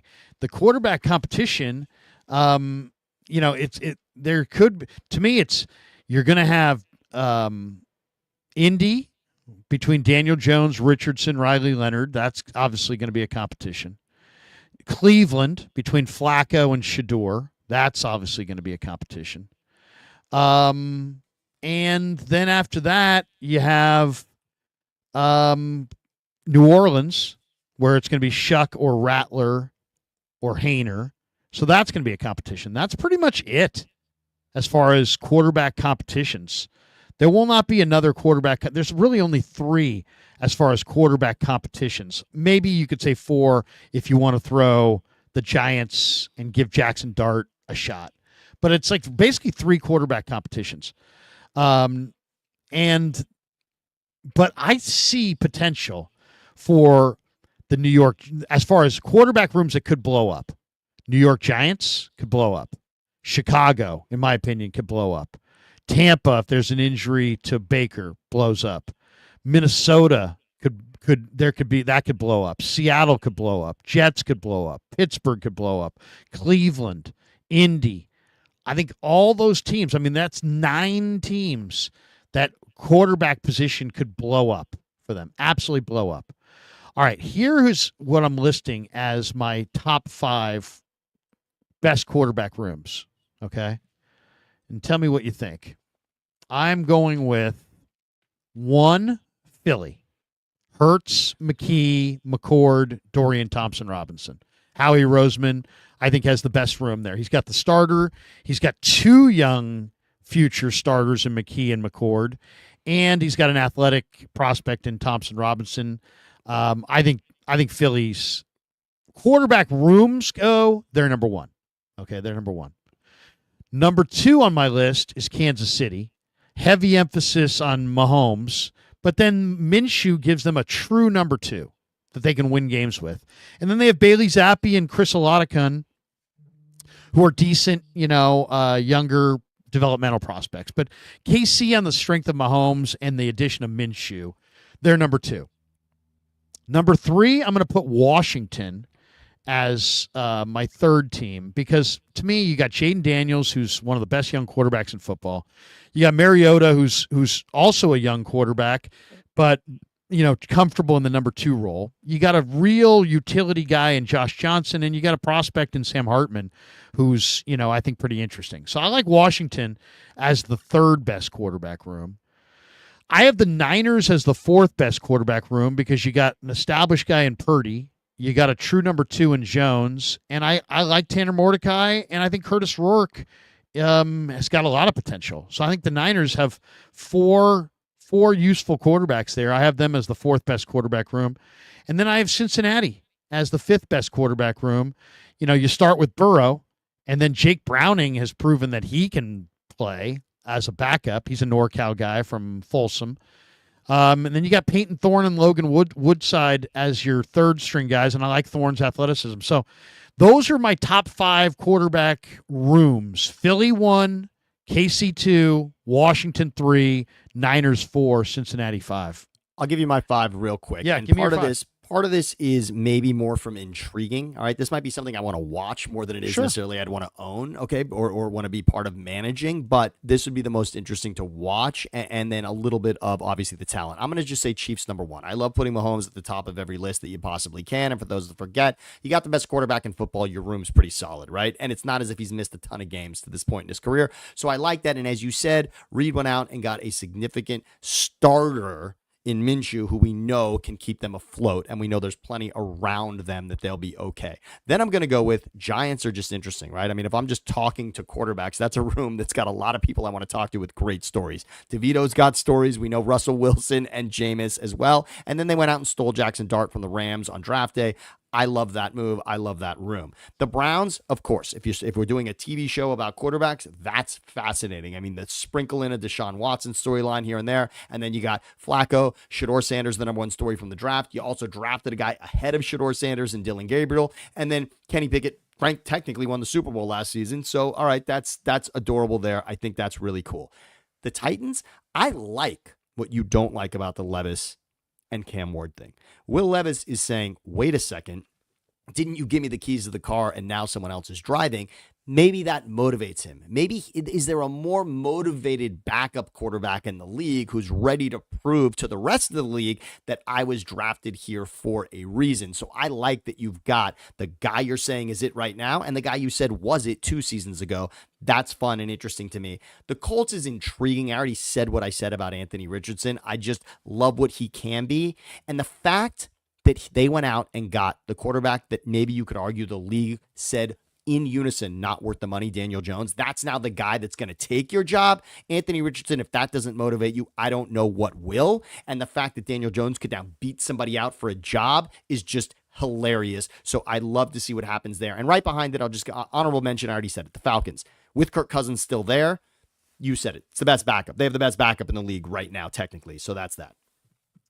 All right, let's hit our super, but first, let's thank Claudaddy Arcades. So they've got 3 locations in Southern California, plus spots in Fresno, Modesto. They got brand new locations coming. Claudaddy Arcades is bringing family-friendly fun to communities across California. They got a brand new arcade opening in Capitola Mall down in the South Bay this summer. Also, another brand new arcade opening in Visalia Mall in the Central Valley. They're a great follow on Instagram at Claw_Daddy_Arcades to find a location near you. Thanks to Claudaddy Arcades for being a sponsor of the Krueger Show. Once again, he's a great follow on IG at Claw_Daddy_Arcades to find a location near you. Thanks to Claudaddy Arcades for sponsoring the Krueger Show. One super from Corey Patterson. He says, Jimmy G, top 32. No. That's why he's the backup. He's the backup for a reason. All right, so we come to the end of this video. And now I'm going to give you the 12 quarterbacks that I'm going to keep my eye on this summer. You say, why? What are you keeping your eye on? Well, I'm always thinking 49er-centric, right? So I'm thinking there's a very good chance. Brock Purdy's going to be the guy.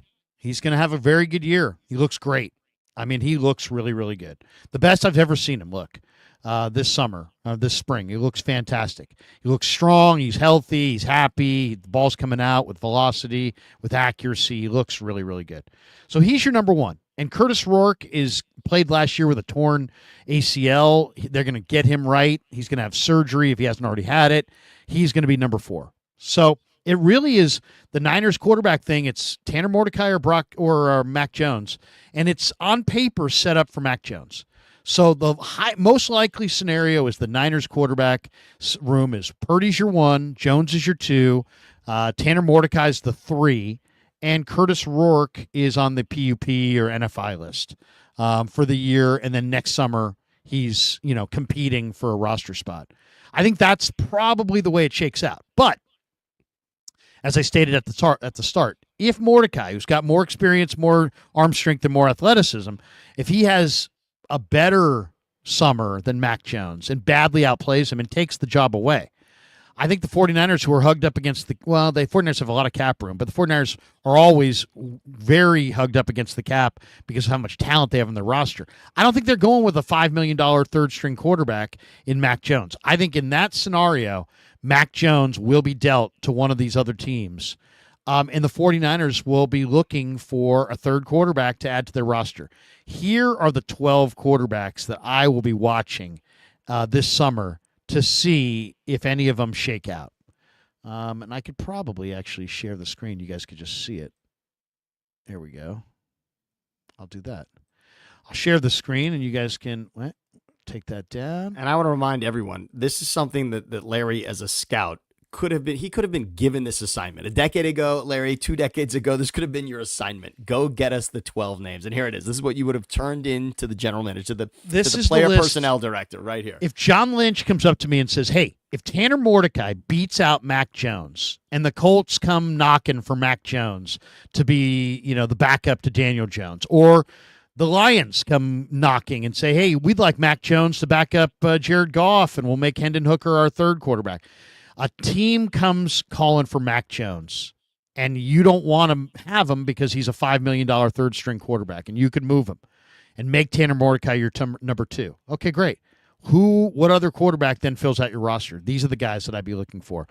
Carter Bradley.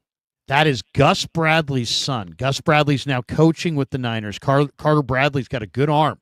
He's got good size. He played at South Alabama. He's got good arm strength. He has got an NFL caliber arm for sure. If the Niners are looking for a third quarterback, Carter Bradley could easily be on their list. Seth Hennigan, Jacksonville. He was great at Memphis. He's really, really smart. John Gruden said it in the quarterback school. He's like, Seth Hennigan has a photographic memory. Watching him go through the Gruden variables one after another showed how incredibly smart he is. He's also really clutch, and he's kind of underrated. And he's playing in a bad organization for Jacksonville, where the starting job is going to Trevor Lawrence, and they could easily wind up cutting Seth Hennigan. And if so, Seth Hennigan would be a phenomenal 49er. 2 Colts, Anthony Richardson and Riley Leonard. This would be, if Mac Jones gets outplayed and Indy wants him, I would offer him to the Colts for Anthony Richardson or Riley Leonard. And Richardson obviously is a phenomenal athlete. Riley Leonard is also a very good athlete. Richardson's got a big arm. Riley Leonard's got lesser of an arm, but Leonard really is a winner. Richardson is a developmental player based on traits, but I'd be interested in either one of those guys. Brady Cook, Jets. The Jets and Adrian Martinez, Jets. One of these guys is going to get cut, and both those guys are pretty damn good quarterbacks. Martinez was really good at Nebraska. Brady Cook's a winner.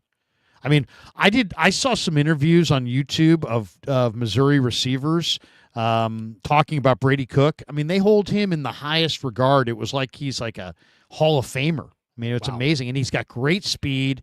He's kind of a gamer. Really like Brady Cook. This guy's not even on anybody's roster, but the other day I saw Brock Purdy and George Kittle working out in Nashville with C.J. Beathard. Well, don't think for a second that the 49ers couldn't hire C.J. Beathard. You make Purdy your 1, you make Mordecai the 2, you trade Mac Jones, and you call up C.J. Beathard and say, hey, C.J., you want to be number 3? It would be very popular with Kittle. It would be a very popular move with Purdy. I could see the Niners doing that. Dorian Thompson-Robinson with the Eagles. The Niners showed a lot of interest in DTR coming out of UCLA. He's got mobility. He's got gamesmanship. He knows where to go with the football. He's played a ton of football. This guy played 6 years of college ball. This guy's very, very experienced. Now he's gonna be the man on the outside looking in Philly, but he's not a slouch. DTR can play, and he would be a nice third quarterback for the 49ers. Commanders have Sam Hartman. The Bears have Austin Reed. I told you that I love Taylor Elgersma from the Packers, from Laurier, 6'6", with a gun. Max Brosmer, a lot of people feel like he's a great fit for the Shanahan offense. He may wind up getting cut in a numbers game in Minnesota. So there you go. You got let's see, 1, 2, 3, 4, 5, 6, 7, 8, 9. Yep, you got 12 quarterbacks.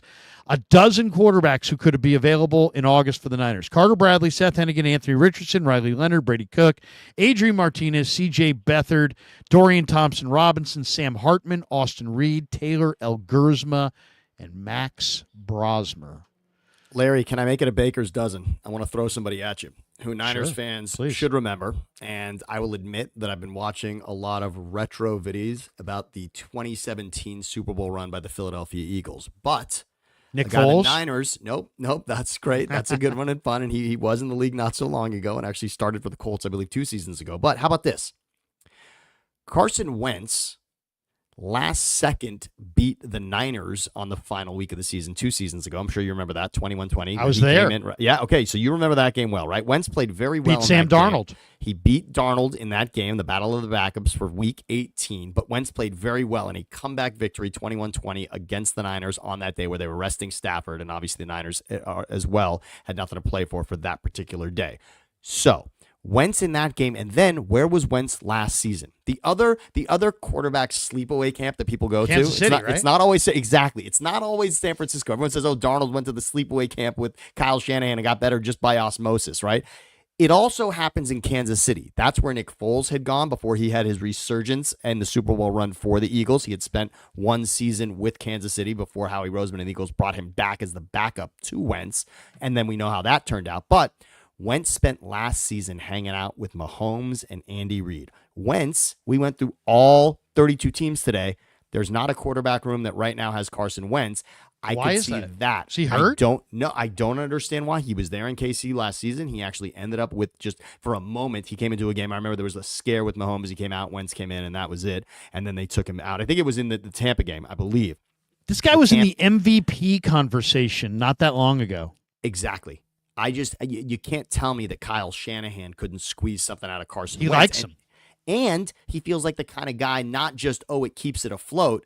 Carson Wentz could lead a resurgence. I can see him on that list as being a guy who wouldn't just save your season for a couple of weeks. Maybe, ironically, he pulls the Nick Foles for somebody and becomes the guy coming in late to lead a Super Bowl run. I love it. I think that's a great name. That's a That's a good idea, too. Mitchell and Ness drops his comment. He says, Mac Jones barely even learned the playbook, and Larry's been pushing to trade him all this time before training camp. It's not that I'm fine. I'm fine with Mac Jones being on the team. I would be totally fine with it. I'm just looking at this depth chart going, wait a second. I just watched practice the last couple weeks. I was there. Tanner Mordecai played quite a bit better in those practices than Mac Jones. Now, you could argue he should, right? He's been in this offense longer. But there's no, Mordecai's got much better arm strength, much better foot speed, and knows the offense better.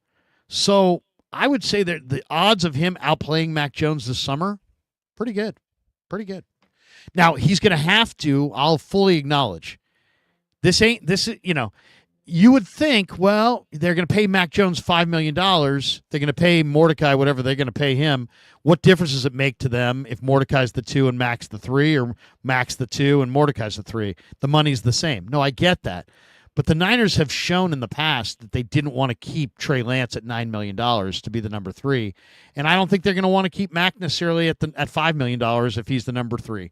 So, and I don't think Mac, that's the other thing is, I don't think Mac right now is saying all the right things because he's the number 2. If he loses to Tanner Mordecai, he's going to say, get me the hell out of here. I am not going to sit behind Tanner Mordecai. I kind of believe that. So I think Mordecai's got I would say at least a 50-50 chance of beating out Mac Jones.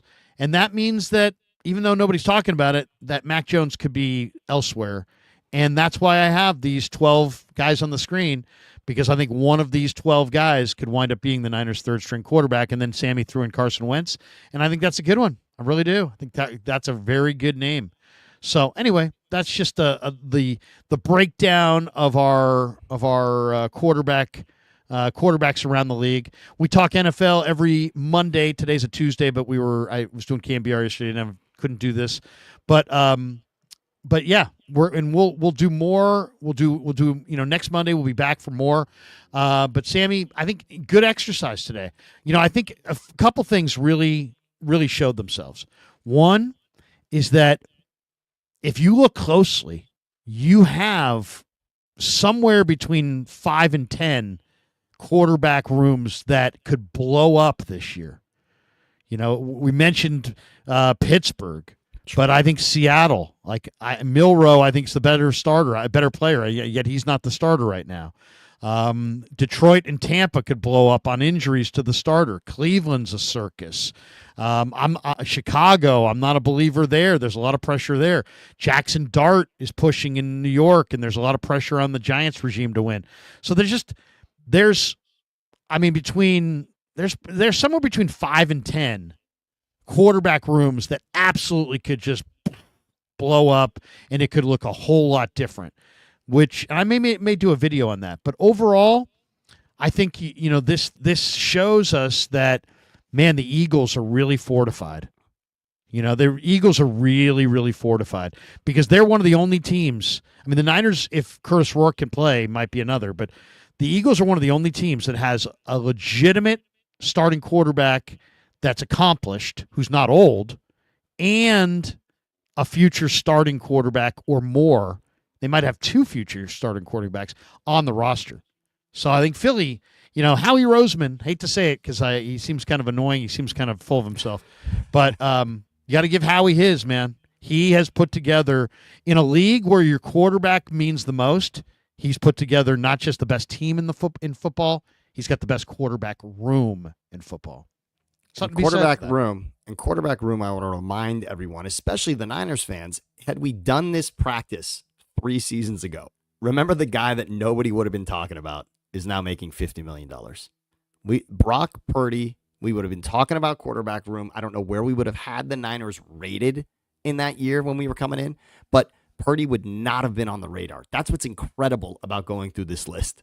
Brock Purdy is making $50 million and played in overtime in the Super Bowl against Patrick Mahomes. I mean, anything is possible. Yeah. Ram Faithful 39 says, and you're shocked Tanner Mordecai has looked better? Mac Jones has been outplayed everywhere. I hear you, but, you're still talking about a guy who was a first-round pick, 15th overall. A couple years later, he should know quite a bit about football. He played at Alabama, and yet I think there's a better than 50-50 chance, or at least a 50-50 chance that Mordecai outplays him. All right, that is going to do it for us. Thanks to Pig and a Pickle for being the title sponsor of the Krueger Show. Thanks to Claw Daddy Arcades. They're a great follow on Instagram at Claw_Daddy_Arcades. They got a brand new location opening in Capitola Mall and Visalia Mall later on this summer. Check out Claw Daddy Arcades, and thanks to them for being proud sponsors of the Krueger Show. Everybody hit like and subscribe over here. Sammy's channel is there as well. Everybody hit like and subscribe to Sam's channel and help Sam build that thing into a monster. And please, Sammy, I'll give you the final word as we sign off on this Tuesday. Thank you much, Larry. At Thinking Out Loud, Siciliano and Sam, find us there. You can get the podcast Thinking Out Loud with Andrew Siciliano, who you remember from NFL Network, and, of course, Red Zone. Andrew Siciliano and I, the podcast Thinking Out Loud, Apple Podcasts, and Spotify. Larry, thank you for this. This was incredible to jump into the scouting room, and I didn't have to say it. You said the Eagles room is screaming at number 1. That's huge. Coming into it, off a Super Bowl, oftentimes you like to take a crack at it, but yes, they rebuilt quickly and have something special yet again. Yep. Philly and Washington are right there with the Niners. In fact, the Niners, you could make the argument the Niners are there with them. I don't know if they are, but as far as the contenders in the NFC, you start at quarterback. And you look at the rooms and you say, well, Philly, damn good. Washington, damn good. Those are teams to really watch out for. All right, that's going to do it for us. Thanks to Sam. Thanks to all of you. Have a great day, everybody. Peace. Yeah, never met a man I've been scared of.